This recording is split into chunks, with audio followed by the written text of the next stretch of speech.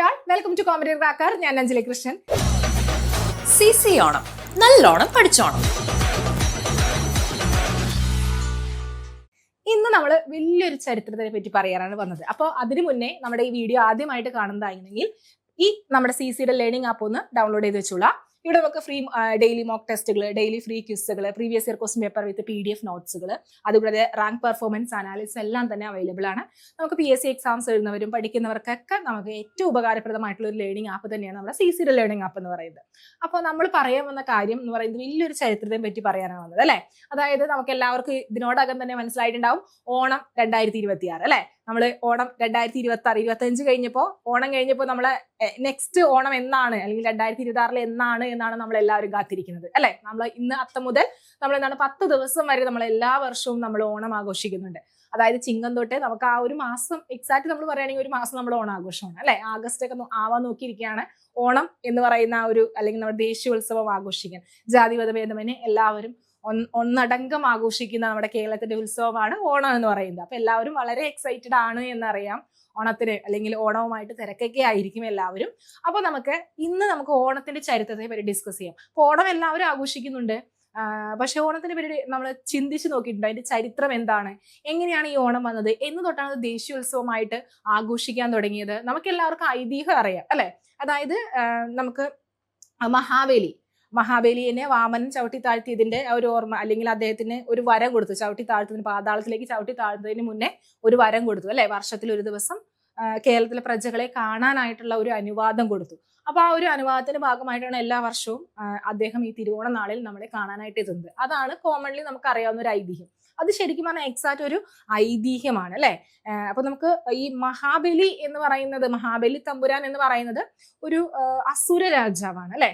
ഇനി വാമനൻ എന്ന് പറയുന്നത് വിഷ്ണുവിന്റെ അവതാരമാണ്. അതൊക്കെ ഒന്ന് ഓർത്ത് വെച്ചുകൂടാ, അതൊക്കെ നമുക്ക് ഐതിഹ്യവുമായിട്ട് റിലേറ്റ് ചെയ്ത് കിടക്കുന്നതാണ്. അതാണ് എല്ലാവർക്കും അറിയാവുന്നത്. പക്ഷെ ഈ ഓണം എന്ന് പറയുന്നത് എന്ന് തൊട്ടാണ് ആഘോഷിക്കാൻ തുടങ്ങിയത്, അല്ലെങ്കിൽ ചരിത്ര രേഖകൾ, ഇതുമായിട്ട് റിലേറ്റ് ചെയ്ത ചരിത്ര രേഖകൾ, ഈ വേർഡ് എങ്ങനെയാണ് വന്നത്, ഈ ഓണം പൊന്നോണം എന്നൊക്കെ പറഞ്ഞ് കേൾക്കുന്നത് അല്ലെ. അപ്പൊ അതിനൊക്കെ ആയിട്ടൊരു കണക്ഷൻ ഉണ്ട്, ചരിത്രപരമായിട്ട് നല്ല കണക്ഷൻസ് നമുക്ക് പറയാനായിട്ട് സാധിക്കും. അപ്പോൾ ഇവിടെ ആദ്യമേ നോക്കിക്കേ, നമുക്ക് ഓണം എന്നാണ് ആഘോഷിച്ചു തുടങ്ങിയത്. അതായത് നമ്മുടെ മലബാർ മാനുവൽ, അതായത് വില്യം ലോഗൻ സാഹിബിന്റെ മലബാർ മാനുവലിൽ അദ്ദേഹത്തിന്റെ അഭിപ്രായത്തിൽ AD 825 മുതലാണ് നമുക്ക് ഓണം ആഘോഷിച്ചു തുടങ്ങിയത്. ഓക്കെ, ഇനി വേറൊരു ചരിത്രം പറയുകയാണെങ്കിൽ നമ്മുടെ ശരിക്കും പറഞ്ഞിട്ടുണ്ടെങ്കിൽ ഭാസ്കര രവിവർമ്മയാണ് ഈ AD 825 തൊട്ട് ഈ ഓണം ആഘോഷിച്ച് തുടങ്ങാനായിട്ട്, അല്ലെങ്കിൽ മഹാബലിയുടെ ഓർമ്മയ്ക്കായിട്ട് ഈ ഓണം ആഘോഷിക്കാൻ, അല്ലെങ്കിൽ അത് ആരംഭിച്ചത് എന്നാണ് പറയപ്പെടുന്നത്, എന്നാണ് ഈ ലോകന്റെ അഭിപ്രായം കേട്ടോ. ഇനി അതല്ലാതെ നമുക്ക് കേരള ചരിത്രത്തിന്റെ കർത്താവ് കൃഷ്ണ പിഷാരടി AD 620 670 ഇടയിൽ ഓണം ആഘോഷിക്കാൻ തുടങ്ങിയതായിട്ടും പറയപ്പെടുന്നുണ്ട്. ഇനി അത് മാത്രമല്ല, നമുക്ക് വേറെ കുറെ ചരിത്രങ്ങൾ കിട്ടും അല്ലെ. അതായത് നമുക്ക് 11ാം നൂറ്റാണ്ടിലെ കേരളം സന്ദർശിച്ച അറബി സഞ്ചാരി അൽ ബിറൂണി, 1154 വന്ന ഈജിപ്ഷ്യൻ സഞ്ചാരി അൽ ഇദ്രീസിയും, അതുകൂടാതെ 1159 ഫ്രഞ്ച് സഞ്ചാരിയായിട്ടുള്ള ബെഞ്ചമിനും എല്ലാം മലയാളികളുടെ ഓണാഘോഷത്തെക്കുറിച്ചും, അതുകൂടാതെ നമ്മുടെ ഓണാഘോഷം എങ്ങനെയൊക്കെയാണെന്നും, ഇവിടെ എന്താണ് അതിലുമായിട്ട് റിലേറ്റ് ചെയ്തുന്ന കളികൾ എന്തൊക്കെയാണെന്നും അവിടെ വിവരിക്കുന്നുണ്ട്. അപ്പൊ ഈ ഡേറ്റുകൾ ഓർത്തു വെക്കണം. 11ാം നൂറ്റാണ്ടിലെ കേരളം സന്ദർശിച്ച അൽ ബിറൂണി അല്ലെ, അൽ ബിറൂണിയും 1154 വന്ന ഈജിപ്ഷ്യൻ സഞ്ചാരിയായിട്ടുള്ള അൽ ഇദ്രീസിയും, 1151 ഫ്രഞ്ച് സഞ്ചാരി ബെഞ്ചമിനും ഇവരെല്ലാവരും തന്നെ എന്താണ് മലയാളികളുടെ ഓണാഘോഷത്തെ പറ്റി അവരുടെ ആ ഒരു ട്രാവലോഗുകളിൽ എഴുതി വെച്ചിട്ടുണ്ട്. ഇനി നെക്സ്റ്റ്, എന്ന് തൊട്ടാണ് ഇതൊരു ദേശീയോത്സവമായിട്ട് കൊണ്ടാടാനായിട്ട് തുടങ്ങിയത്? 1961 മുഖ്യമന്ത്രിയായിട്ടുള്ള പട്ടം താണുപിള്ള അല്ലെ, പട്ടം താണുപിള്ളയുടെ കാലത്ത് ഓണം കേരളത്തിന്റെ ഒരു ദേശീയോത്സവമായിട്ട് ആഘോഷിക്കാനായിട്ട്, അല്ലെങ്കിൽ അത് ഔദ്യോഗികമായിട്ട് പ്രഖ്യാപിക്കുന്നത് 1961 ഇനി പക്ഷെ ആ സമയം നമുക്കറിയാം, നമുക്ക് ഇൻഡോ ചൈന യുദ്ധം ആയതുകൊണ്ട് തന്നെ അവിടെ എന്താണ് ഒരു വലിയ തോതിലുള്ള ഒരു ആഘോഷമൊന്നും ഉണ്ടായിരുന്നില്ല. പക്ഷെ അത് ഈ അദ്ദേഹത്തിന്റെ ഒരു തീരുമാനം എന്ന് പറയുമ്പോൾ ചരിത്ര രേഖകളിൽ ഇടം പിടിച്ചൊരു തീരുമാനമാണ്, അല്ലെങ്കിൽ ഏറ്റവും വലിയൊരു ബെസ്റ്റ് ഒരു തീരുമാനം എന്ന് നമുക്ക് പറയാൻ സാധിക്കും അല്ലെ. അന്ന് തൊട്ട് ഇന്ന് വരെയും എന്താണ് നമ്മളൊരു വലിയൊരു ദേശീയോത്സവമായിട്ട്, അല്ലെങ്കിൽ നമ്മുടെ സ്വന്തം ഒരു ഉത്സവമായിട്ടാണ്, അല്ലെങ്കിൽ കേരളത്തിന്റെ ഉത്സവമായിട്ടാണ് നമ്മൾ ജാതിഭേദമന്യേ എല്ലാവരും ഓണം കാണുന്നത്. അപ്പൊ ഓണം എന്ന് പറയുമ്പോൾ ജസ്റ്റ് ഒരു ആഘോഷം വരവല്ല, നമ്മുടെ മലയാളികളുടെ ഒരു വികാരം കൂടിയാണ്. അപ്പൊ കേരളത്തിലുള്ളവരും ഇന്ത്യയിലുള്ളവരും ഇന്ത്യക്ക് പുറത്തുള്ളവരും പ്രവാസികളും എല്ലാവരും എന്താണ് ജാതിമത ഭേദമന്യേ ദേശഭേദമന്യേ എല്ലാവരും എന്ത് ചെയ്യും ഓണം ആഘോഷിക്കും. അപ്പൊ അതൊരു വികാരമായിട്ടാണ് നമ്മൾ കാണുന്നത് അല്ലെ. ഇനി ഇവിടെ നോക്കിക്കേ, അപ്പോൾ ശരിക്കും പറഞ്ഞിട്ടുണ്ടെങ്കിൽ നമുക്കറിയാം ഇൻഡോ ചൈന എന്ന് പറയുമ്പോൾ ആ തടസ്സങ്ങളൊക്കെ ഉണ്ടായിട്ടുണ്ടെങ്കിൽ കൂടിയും നമുക്ക് ആ ഒരു പ്രഖ്യാപനം എന്ന് പറയുന്നത് ഒരു വഴിത്തിരിവായിട്ടാണ് നമ്മൾ കണക്കാക്കേണ്ടത്. അന്ന് മുതൽ ഓണം എന്ന് പറയുന്നത് വളരെ നമുക്ക് മലയാളികളുടെ നമ്മുടെ കേരളത്തിലെ സംസ്ഥാനങ്ങളുടെ ആ ഒരു സംസ്ഥാനത്തിലുടനീളം നമുക്ക് ഈ ഓണം എന്ത് ചെയ്യുന്നുണ്ട് ആഘോഷിക്കുന്നുണ്ട്. അത് ഓർത്തു വയ്ക്കുക. മലയാളികൾ ഉണ്ടെങ്കിൽ ഡെഫിനറ്റ്ലി നമ്മുടെ ഇന്ത്യയുടെ ഏത് സംസ്ഥാനത്തിലാണെങ്കിലും ഓൾ വേൾഡിലാണെങ്കിലും നമ്മൾ ഓണം ആഘോഷിച്ചിരിക്കും അല്ലെ. ഇനി ഇവിടെ നമ്മൾ നോക്കുകയാണെങ്കിൽ ഓണം എന്ന വാക്കിനെ ഒരു ആഘോഷമാക്കി പരാമർശിക്കുന്ന ഏറ്റവും പഴയ പരാമർശം എന്ന് പറയുന്നത് AD 3-ാം നൂറ്റാണ്ടിലെ സംഘകാലകൃതി, അതായത് തമിഴ് കവിതയായിട്ടുള്ള മധുരൈ കാഞ്ചിയിലാണ്. ഇത് വളരെ പ്രശസ്തമാണ്. അതായത് മധുരൈ കാഞ്ചി നമ്മുടെ സംഘകാല കൃതിയായിട്ടുള്ള, അതായത് തമിഴ് കവിതയായിട്ടുള്ള മധുരൈ കാഞ്ചിയിലാണ് നമുക്ക് ഈ ഓണത്തെ പറ്റി പരാമർശമുള്ളത്. അത് ഓർത്തു വെക്കുക. AD 3-ാം നൂറ്റാണ്ടിലെ സംഘകാല കൃതിയാണ് മധുരൈ കാഞ്ചി എന്ന് പറയുന്നത്. അപ്പൊ ഈ മധുര അല്ലെ, മധുരയില് മായോൻ എന്ന് പറയുന്ന വിഷ്ണു എന്ന് പറയുന്ന ഒരു ഡൈറ്റ്, അതായത് ഒരു ഗോഡാണ്, ദൈവമാണ്.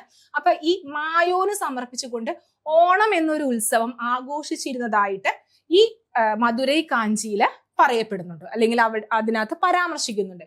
ഇനി ഇവിടെ നോക്കിക്കേ, അപ്പോ ഈ ക്ഷേത്ര പരിസരങ്ങളിൽ കളികളിലും ദ്വന്ദ്വയുദ്ധങ്ങളും നടക്കുമ്പോഴൊക്കെ ക്ഷേത്രങ്ങളുടെ ഇടയിലേക്ക് വഴിപാടുകൾ അയക്കുകയും ആളുകൾ വസ്ത്രങ്ങൾ ധരിക്കുകയും വിരു നടത്തുകയും ചെയ്തിരുന്നതായിട്ട് നമുക്ക് ഇതിനകത്ത് കാണാനായിട്ട് സാധിക്കും. അപ്പൊ അതൊന്നും ഓർത്തു വെച്ചോളാം. ഇനി നെക്സ്റ്റ് നോക്കിക്കോളാം. തിരുമാൾ അഥവാ മഹാവിഷ്ണുവിന്റെ തിരുനാളായിട്ടാണ് തിരുവോണം ആഘോഷിക്കുന്നത്. അതായത് തിരുവോണം, അതായത് തിരുമാൾ അഥവാ മഹാവിഷ്ണുവിന്റെ തിരുനാളായിട്ടാണ്, തിരുനാളായിട്ടാണ് ഇത് ആഘോഷിക്കുന്നത് എന്ന് മധുരൈ കാഞ്ചിയിൽ അവിടെ എടുത്തു പറയുന്നുണ്ട്. ഓക്കെ, അപ്പൊ ഇത് ശരിക്കും പറഞ്ഞിട്ടുണ്ടെങ്കിൽ മധുരൈ കാഞ്ചിയിലെ 590 മുതലുള്ള അടികളിലാണ് ഈ തിരുവോണം, അതിൽ മഹാവിഷ്ണുവിന്റെ ആ ഒരു തിരുനാളായിട്ടാണ് ആഘോഷിക്കുന്നത് എന്ന് പറയപ്പെടുന്നത്. ഇനി ഇവിടെ നോക്കുകയാണെങ്കിൽ നെക്സ്റ്റ് നോക്കിക്കോളാം. 8-ാം നൂറ്റാണ്ടിലെ ആൾവാർ മിസ്റ്റിക് സന്യാസിയായിട്ടുള്ള നമ്മാൾവാർ, ഈ പോയിന്റ് ഒന്ന് ഓർത്തു വെച്ചോളാം. ആൾവാർ മിസ്റ്റിക് സന്യാസിയായിട്ടുള്ള നമ്മാൾവാർ മഹാബലിയുടെയും വാമനന്റെയും ഇതിഹാസത്തിന്റെ സമാന്തരമായിട്ട്, അതായത് 3 ലോകങ്ങളെയും, അത് പറഞ്ഞിരിക്കുന്നത് ഇങ്ങനെയാണ്, 3 ലോകങ്ങളെയും അളന്നവൻ എന്നവിടെ പരാമർശിക്കുന്നുണ്ട്. അപ്പൊ നമുക്കറിയാം ഈ 3 ലോകങ്ങളെയും അളന്നവൻ എന്ന് പറയുന്നത് വാമനനാണ് അല്ലെ. വാമനൻ ഈ 3 ലോകവും അളന്നു അവസാനം ഒരു അടി അല്ലെങ്കിൽ ഒരു സ്റ്റെപ്പ് ഇല്ലാതെ ആയി കഴിയുമ്പോൾ മഹാബലിയുടെ മുതുക് കാണിച്ചു കൊടുത്തു എന്നാണ് പറയപ്പെടുന്നത്. അദ്ദേഹത്തിന് ആ ഒരു പാതാളത്തിലേക്ക് ചവിട്ടി താഴ്ത്തി എന്നൊക്കെയാണ് പറയപ്പെടുന്നത് അല്ലെ. അപ്പൊ അതിന്റെ ഒരു അതായിട്ടാണ്, അല്ലെങ്കിൽ അതിന്റെ ഒരു ഓർമ്മക്കൽ, അല്ലെങ്കിൽ അതുമായിട്ട് റിലേറ്റ് ചെയ്തിട്ടാണ് നമ്മൾ ഈ 3 ലോകങ്ങളെയും അളന്നവൻ എന്ന അവിടെ പരാമർശിക്കുന്നത്. നെക്സ്റ്റ് വരുന്ന ഒരു ചരിത്ര റെക്കോർഡ്സ് എന്ന് പറയുന്നത് പെരിയാൾവാരുടെ 9-ാം നൂറ്റാണ്ടിലെ പാതികകളിലും പല്ലടുകളിലും നമുക്ക് ഓണാഘോഷങ്ങളെ പറ്റി അവിടെ പരാമർശിക്കുന്നുണ്ട്. അതായത് വിഷ്ണുവിനുള്ള വഴിപാട്, നമുക്ക് മഹാവിഷ്ണുവായുള്ള ആ ഒരു ഡൈറ്റിയാണ് അല്ലെ, ഒരു ദൈവമാണ്. ആ വിഷ്ണുവിനുള്ള വഴിപാടുകളെ കുറിച്ചും വിവരിക്കുന്നുണ്ട്. കൂടാതെ ആ സമയത്തുള്ള ഉത്സവങ്ങള്, അവിടുത്തെ സാമൂഹിക പരിപാടികളെ പറ്റിയൊക്കെ നമുക്ക് ഇതിനകത്ത് പരാമർശം കാണാനായിട്ട് പറ്റും. ഇനി അത് കൂടാതെ നമുക്ക് കേരളവുമായിട്ട് റിലേറ്റ് ചെയ്ത്, ഓണവുമായിട്ട് റിലേറ്റ് ചെയ്ത് നമുക്ക് ഏറ്റവും ഇമ്പോർട്ടന്റ് ആയിട്ട് എടുത്തു പറയേണ്ടതാണ് ഒന്ന് തൃക്കാക്കര ക്ഷേത്രം അല്ലെ. നമുക്ക് ഓണം എന്ന് പറയുമ്പോൾ നമുക്ക് ഓർത്തു വെക്കേണ്ട ഒരു ക്ഷേത്രം തന്നെയാണ് തൃക്കാക്കര എന്ന് പറയുന്നത്. അപ്പൊ വിഷ്ണുവിന്റെ അവതാരമായിട്ടുള്ള വാമനന് സമർപ്പിച്ചിരിക്കുന്ന തൃക്കാക്കര നമ്മുടെ എറണാകുളത്താണ് അല്ലെ. എറണാകുളം ജില്ലയിലെ കൊച്ചി ആ ഒരു തൃക്കാക്കര ഏരിയയിലാണ്.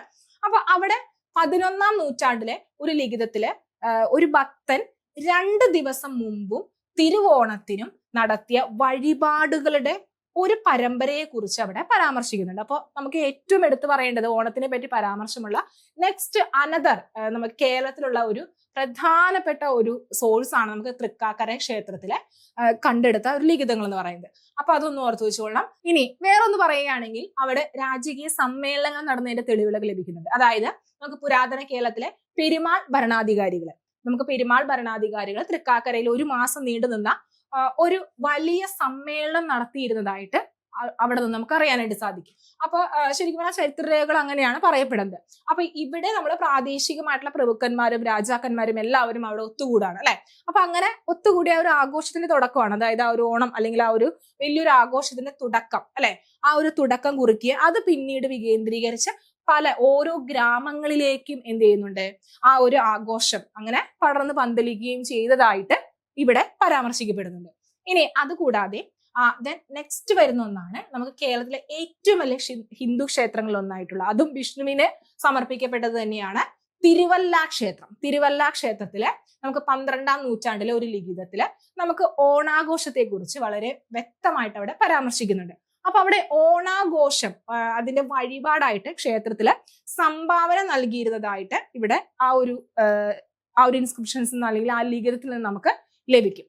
നെക്സ്റ്റ് നോക്കുകയാണെങ്കിൽ വേറൊരു സോഴ്സ് ആണ് നമുക്ക് സാമൂതിരിയുടെ കൊട്ടാരം സന്ദർശിച്ച ദക്ഷിണേന്ത്യൻ ആയിട്ടുള്ള ഒരു സംസ്കൃത കവിയായിട്ടുള്ള ഉദ്ദണ്ഡ ശാസ്ത്രി എന്ന് പറയുന്നത്. അപ്പൊ ഈ ഉദ്ദണ്ഡ ശാസ്ത്രി ശരിക്കും പറഞ്ഞാൽ ശ്രാവണം, ഈ പോയിന്റ് ഒന്ന് ഓർത്ത് വെച്ചുകൊള്ളാം, ശ്രാവണം എന്ന ഉത്സവത്തെ പറ്റി അവിടെ എഴുതുന്നുണ്ട്. ശ്രാവണം. അപ്പോ അവിടെ ഇന്ത്യൻ ജ്യോതിശാസ്ത്രത്തിൽ പരാമർശിക്കുന്ന ഈ ശ്രാവണം അല്ലെ, ശ്രാവണം എന്ന് പറയുന്ന ഒരു നക്ഷത്രത്തിന്റെ തമിഴ് ഓർ മലയാളത്തിന്റെ ഒരു രൂപാന്തരണം വന്ന് അല്ലെങ്കിൽ ഒരു മാറ്റം വന്നതാണ് ഈ ഓണം. ശ്രാവണം, ഓണം അല്ലെങ്കിൽ തിരുവോണം എന്ന വാക്ക് എന്നാണ് അവിടെ പറയപ്പെടുന്നത്. ഓക്കെ, അപ്പൊ ഈ വാക്യം അതുകൊണ്ട് ആ ഒരു മാറ്റം വന്നതുകൊണ്ട് തന്നെ നമുക്ക് ഓണോത്സവത്തെ കുറിച്ചാണ് ഇത് അനുമാനിക്കപ്പെടുന്നത് എന്ന് നമുക്ക് ഈ ശ്രാവണം എന്ന് പറഞ്ഞത് കൊണ്ട് തന്നെ അത് ഓണമാണ് എന്ന് നമുക്ക് അവിടെ മനസ്സിലാക്കാൻ സാധിക്കും. ഇനി നെക്സ്റ്റ് 11-ാം നൂറ്റാണ്ടിൽ തന്നെ നമുക്ക് സ്ഥാണു രവി കുലശേഖരൻ എന്ന രാജാവിന്റെ തിരുവാറ്റ് ലിഖിതത്തിലും നമുക്ക് ഓണത്തെ പറ്റിയുള്ള പരാമർശം കാണാൻ സാധിക്കും. അപ്പൊ നെക്സ്റ്റ് ഒരു സോഴ്സ് ആണ് നമുക്കൊരു 10th സെഞ്ചുറി അല്ലെ, 10th സെഞ്ചുറിയിൽ നമുക്ക് സ്ഥാണു രവി കുലശേഖരൻ എന്ന രാജാവിന്റെ തിരുവാറ്റ് ലിഖിതത്തിൽ നമുക്ക് ഓണത്തെ പറ്റി പരാമർശിക്കുന്നുണ്ട്. ഇനി നെക്സ്റ്റ് നോക്കിക്കേ, ഇവിടെ ആ ഒരു പരാമർശം ഇങ്ങനെയാണ്, വില്ലുകൾ കൂട്ടിമുട്ടിക്കുന്ന ആൺകുട്ടികളുടെ കൂട്ടങ്ങൾ വീണ്ടും വീണ്ടും ഉച്ചത്തിൽ ആർപ്പ് വിളിക്കുന്നു. എല്ലാ സ്ത്രീകളും തങ്ങളുടെ ഭർത്താക്കന്മാരെ സമ്പത്തും സുഖവും നൽകാൻ നിർബന്ധിക്കുന്നു.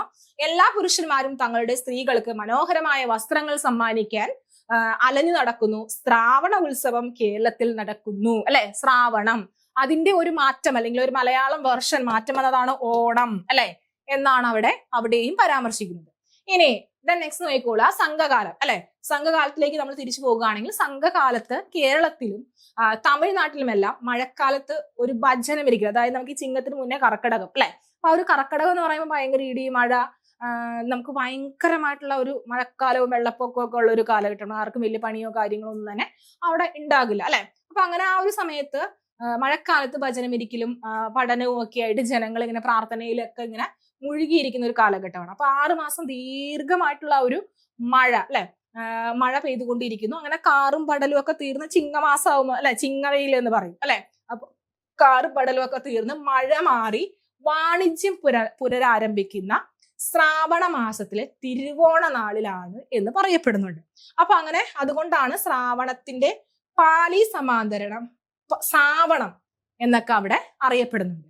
അപ്പൊ ഇത് ഓർത്ത് വെക്കുക. അപ്പൊ കർക്കിടകം അല്ലെ, നീണ്ടു നിൽക്കുന്ന ഒരു മഴക്കാലമാണ്, നമുക്ക് ആ ഒരു മൺസൂൺ മഴയുടെ ആരംഭമാണ് അല്ലെ. ആ സമയത്ത് അത് ആ മഴ മാറി വാണിജ്യം അല്ലെങ്കിൽ കൃഷിയൊക്കെ പുനരാരംഭിക്കുന്ന ഒരു കാലഘട്ടം കൂടിയാണ്. അപ്പൊ അതുകൊണ്ടാണ് ആരംഭിക്കുന്നത് ശ്രാവണ മാസത്തിലാണ് അല്ലെങ്കിൽ ആ ഒരു മാസത്തിലാണ് എന്നാണ് പറയപ്പെടുന്നത്. ഇനി നെക്സ്റ്റ് ഇത് പിന്നീട് നമുക്കറിയാം ഈ ശ്രാവണം എന്നുള്ളത് പല പേരിൽ ലോപിക്കുന്നുണ്ട് അല്ലെ. അപ്പൊ ഈ ശ്രാവണത്തിന്റെ പാലി സമാന്തരം സാവണം അല്ലെ, സാവണം എന്നാണ് അറിയപ്പെടുന്നത്. ഇനി അത് ആദിരൂപം ലോപിച്ച് പാലിയുടെ തന്നെ നിയമം അനുസരിച്ച് അത് ആവണം എന്നായിട്ട് മാറി. ഓക്കെ, ആവണം. അപ്പൊ ശ്രാവണം, സാവണം, ആവണം അല്ലെ. ആവണം എന്നും പിന്നീട് അത് ഓണം എന്നുള്ള രൂപം പ്രാപിച്ചു എന്നാണ് അവിടെ പറയപ്പെടുന്നത്. അപ്പൊ വാണിജ്യത്തിന്റെ ആദ്യ നാൾ മുതൽ അന്ന് വരെ നമുക്കവിടെ ശരിക്കും പറഞ്ഞിട്ടുണ്ടെങ്കിൽ ഇപ്പൊ കർക്കിടകം ആ ഒരു മാസത്തിലൊക്കെ അങ്ങ് ദൂരെ നങ്കൂരം ഇട്ടിരിക്കുന്ന വാണിജ്യ കപ്പലുകൾ ഒത്തിരി ഉണ്ടാകും. ട്രേഡിങ് ആക്ടിവിറ്റീസ്, അതായത് ഇപ്പൊ അറേബ്യൻസ് ഉണ്ടാകും, ഈജിപ്ഷ്യൻസ് ഉണ്ടാകും, അങ്ങനെ പല ചൈനീസ് ഉണ്ടാകും. കുറച്ചുകൂടി മെഡീവൽ കേരളത്തിലേക്ക് വരികയാണെങ്കിൽ നമുക്ക് ബ്രിട്ടീഷുകാർ, യൂറോപ്യൻസ് ഉണ്ടാകും. അപ്പൊ ഇവര് നമുക്ക് വളരെ അങ്കൂരം ഇട്ട് കിടന്ന കപ്പലുകൾ സ്വർണവുമായി എത്തുകയായി എന്നാണ് പറയപ്പെടുന്നത്. അപ്പൊ അതാണ് പൊന്നിൻ ചിങ്ങമാസം. ആ ഒരു മാസത്തിനെ പൊന്നിൻ ചിങ്ങം, സ്വർണം കൊണ്ടുവരുന്നതാണ് അല്ലെ. അതായത് ഇവിടെ നിന്നുള്ള അവര് ശരിക്കും പറഞ്ഞാൽ റോ മെറ്റീരിയൽസ് അന്വേഷിച്ച് സുഗന്ധവ്യഞ്ജനങ്ങളും കാര്യങ്ങളൊക്കെ അന്വേഷിച്ച് വരുന്നതാണ്. റോ മെറ്റീരിയൽസ് അന്വേഷിച്ചാണ് വിദേശികളായിട്ടുള്ള ആളുകൾ വരുന്നത്. അപ്പോൾ ഇത് വിറ്റിട്ട് വേണം അവിടെയുള്ള കേരളത്തിലുള്ള ജനങ്ങൾക്ക് ജീവിക്കാൻ, അല്ലെങ്കിൽ ആ ഒരു സ്വർണവും അല്ലെങ്കിൽ മറ്റ് സാധനങ്ങളൊക്കെ നമുക്ക് ലഭിക്കാനായിട്ട്. അപ്പൊ ശരിക്കും പറഞ്ഞിട്ടുണ്ടെങ്കിൽ സ്വർണവുമായി എത്തുന്നു എന്നാണ് അവർ പറയുന്നത്. ആ ഒരു കപ്പലുകൾ സ്വർണവുമായിട്ട് കേരളത്തിലേക്ക് വരുന്നു എന്നാണ് പറയപ്പെടുന്നത്. അപ്പൊ അതുകൊണ്ടാണ് പൊന്നിൻ ചിങ്ങമാസം, പൊന്ന് സ്വർണം കൊണ്ടുവരുന്നു അല്ലെ, പൊന്നിൻ ചിങ്ങമാസം, പൊന്നോണം എന്നൊക്കെ അറിയപ്പെടാനായിട്ടുള്ള കാരണം, അല്ലെങ്കിൽ ആ ഒരു പേരിന് പിന്നിൽ അങ്ങനെയാണ്. പൊന്നോണം, പൊന്നിൻ ചിങ്ങം എന്നുള്ള പേരിന് പിന്നിൽ അതാണ്. ഇനി നെക്സ്റ്റ് വരുന്നത് വേറൊരു സോഴ്സ് നോക്കിക്കേ. 14-ാം നൂറ്റാണ്ടിൽ രചിക്കപ്പെട്ട ഉണ്ണുനൂലെ സന്ദേശത്തിലും അതുകൂടാതെ 5-ാം ശതകത്തിൽ എഴുതിയ ഉദ്ദണ്ഡ ശാസ്ത്രികളുടെ കൃതികളിൽ നമുക്ക് ഓണത്തെ പറ്റി പരാമർശിക്കുന്നുണ്ട്. അതും കൂടി ഒന്ന് ഓർത്ത് വെച്ചോളൂ. അതായത് ഉണ്ണുനൂലി സന്ദേശം അതിലും അതുകൂടാതെ ഉദ്ദണ്ഡ ശാസ്ത്രികളുടെ കൃതിയിലും നമുക്ക് ഓണത്തെ പറ്റി പരാമർശിക്കുന്നുണ്ട്. ഇനി അതുകൂടാതെ 1286 മതപ്രചരണാർത്ഥം എത്തിയ ഫ്രയർ ഒഡൂറിക്കയും 1347 കോഴിക്കോട്ട് താമസിച്ചിരുന്ന റീഗ് നെല്ലിയും മഹാബലിയുടെ തിരിച്ചുവരവിനെ പറ്റി അവിടെ ഗ്രന്ഥങ്ങളിൽ പറയുന്നുണ്ട്. നമുക്ക് മഹാബലി അല്ലെ, രാജാവ്, അസുര രാജാവായിട്ടുള്ള മഹാബലി, കേരളം ഭരിച്ചിരുന്ന മഹാബലി കേരളം കാണാൻ തന്റെ പ്രജകളെ സന്ദർശിക്കാൻ വർഷത്തിൽ ഒരിക്കൽ വരുന്ന ഒരു ദിവസം അല്ലെ, അതിനെ പറ്റി അവരും എന്ത് ചെയ്യുന്നുണ്ട്, അതിനകത്ത് പരാമർശിക്കുന്നുണ്ട്. ഇനി അതുകൂടാതെ AD 1200 കേരളം സന്ദർശിച്ച അസീറിയക്കാരൻ അല്ലെ, അസീറിയക്കാരനായിട്ടുള്ള പിനോർ ജോൺ, അദ്ദേഹം തന്റെ കൃതികളിലും അതുകൂടാതെ ഓർമ്മകളിലും ഇപ്രകാരം എഴുതുന്നുണ്ട്. എപ്രകാരം?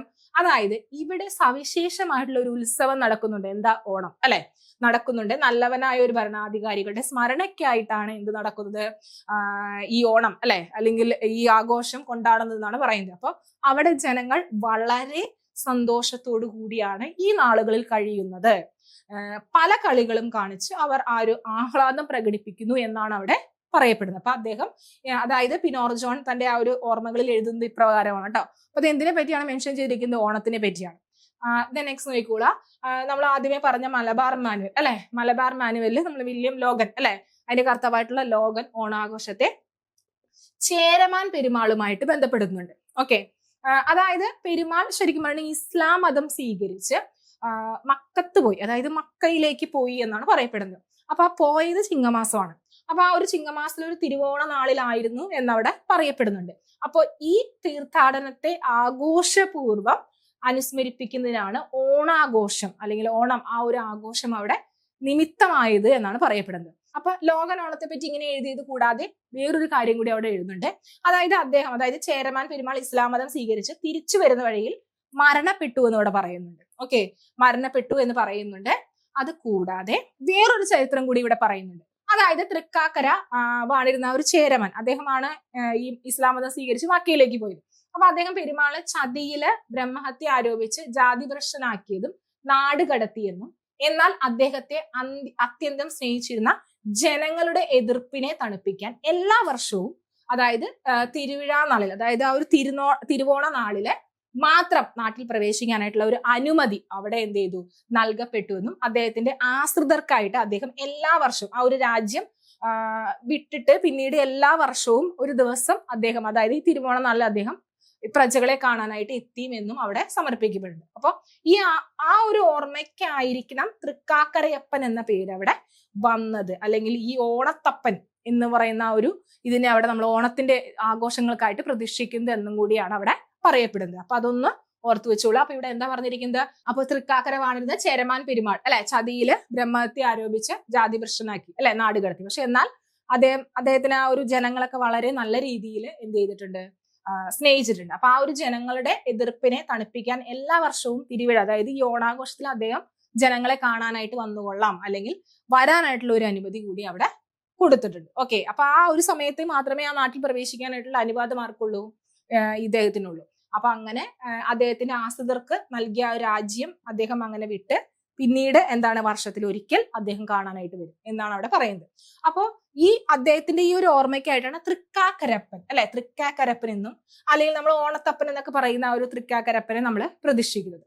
ഇനി നെക്സ്റ്റ് മഹാബലി എന്നൊക്കെ നമ്മൾ പറഞ്ഞു അല്ലെ. ഈ മഹാബലിയുടെ ചരിത്രം എന്താണ്? എവിടെ നിന്നാണ് ഈ മഹാബലി എന്നുള്ള വേർഡ് വന്നത്? മഹാബലി അല്ലെ, രണ്ട് നമുക്ക് അതിനൊന്ന് ഖണ്ഡിക്കുകയാണെങ്കിൽ മഹാബലി, അതായത് മഹാപരിത്യാഗം ചെയ്തത്, മഹാബലി ചെയ്തവൻ എന്നൊക്കെയാണ് നമുക്ക് ആ ഒരു വേർഡ് കൊണ്ട് നമുക്ക് അർത്ഥമാക്കുന്നത്. അപ്പൊ അതിന്റെ ചരിത്രം എന്താണെന്ന് പറയാം. അതായത് മഹാബലിയുടെ പാരമ്പര്യം എവിടെ നിന്നാണ് വരുന്നത്? അതായത് ഇങ്ങനെ ഒരു അവകാശമാണ്, അതായത് ബാണർ അല്ലെ, ബാണർ എന്ന് പറയുന്ന ആന്ധ്രയിലെ പ്രാചീന ഗോത്ര വംശജനായിരുന്ന നായകന്മാരായിരുന്നു ഈ അതായത് മഹാബലിയുടെ പാരമ്പര്യത്തിൽ വരുന്നവർ. അപ്പൊ ഇവര് നമ്മള് 9-ാം നൂറ്റാണ്ടിൽ ചോളഭരണ കാലഘട്ടത്തില് ഈ തമിഴ്നാട്ടിലെ പല പ്രശ്നങ്ങളും കാര്യങ്ങളൊക്കെ കാരണം അവർക്ക് അവിടെ ആ ഒരു സാഹചര്യം പ്രതികൂലമായതുകൊണ്ട് തന്നെ 13-ാം നൂറ്റാണ്ടില് തമിഴ്നാട്ടിൽ നിന്ന് അവരെന്ത് ചെയ്തു, കേരളത്തിലേക്ക് വന്നു എന്നാണ് പറയപ്പെടുന്നത്. ഇനി അങ്ങനെ കേരളത്തിലേക്ക് വരികയും അപ്പൊ ഇവരുടെ ഇടയിൽ നിന്ന് പ്രബലനായിട്ടുള്ള കുറച്ചു പേര് തൃപ്പൂണിത്തുറ തൃക്കാക്കര ഏരിയ കണക്ട് ചെയ്ത് അവിടെ ഭരിക്കാൻ തുടങ്ങാണ്. അപ്പൊ അവിടെ മാവേലി എന്ന് പേരായിട്ടുള്ള ഒരു ഭരണാധികാരിയെ പറ്റി, ഒരു രാജാവിനെ പറ്റി അവിടെ പറയുന്നുണ്ട്. ഇനി അതുകൂടാതെ വേറൊന്ന് കാര്യം കൂടി ഉണ്ട്. അതായത് ഒറീസയിലും കർണാടകയിലും ഈ മഹാബലിയുടെ ഐതിഹ്യവുമായി ബന്ധപ്പെടുത്തിക്കൊണ്ട് അവിടെ നടത്തിയിരുന്ന ഒരു ആഘോഷം അല്ലെ, ആ ഒരു ആഘോഷത്തെ കേരളത്തിലെ കൊയ്ത്തുത്സവവുമായിട്ട് കണക്ട് ചെയ്യാൻ പറ്റും. അതായത് ഏകദേശം സെയിം ആണെന്നാണ് പറയുന്നത്. ഓക്കെ, അപ്പോ അങ്ങനെ അതുമായിട്ട് ബന്ധപ്പെടുത്തിയാണ് ഈ ഓണാഘോഷം തുടങ്ങിയത് എന്നൊക്കെയാണ് അവിടെ ആ ഒരു ചരിത്രം പറയുന്നത്. ഇനി അപ്പൊ ഇങ്ങനെ പറയുന്നത് ആരാണ്? കെ ബാലകൃഷ്ണക്കുറുപ്പ്. കെ ബാലകൃഷ്ണക്കുറുപ്പാണ് ഈ ഒരു നിഗമനത്തിലേക്ക് അവിടെ എത്തുന്നത്. അതൊന്ന് ഓർത്ത് വെച്ചൂടാ. ദെൻ നെക്സ്റ്റ്, വൈഷ്ണവ ക്ഷേത്രങ്ങളിൽ മെയിൻ ആയിട്ട് നമുക്ക് ഓണം എന്ന് പറയുമ്പോൾ ഏറ്റവും ഇമ്പോർട്ടൻസ് വൈഷ്ണവ ക്ഷേത്രങ്ങളാണ് അല്ലെ. അപ്പൊ വൈഷ്ണവ ക്ഷേത്രങ്ങളിൽ തിരുവോണം വിശേഷ ദിവസമായിട്ടാണ് നമ്മൾ എന്നും എല്ലാ ക്ഷേത്രങ്ങളിലും അങ്ങനെ കൊണ്ടാടുന്നത്.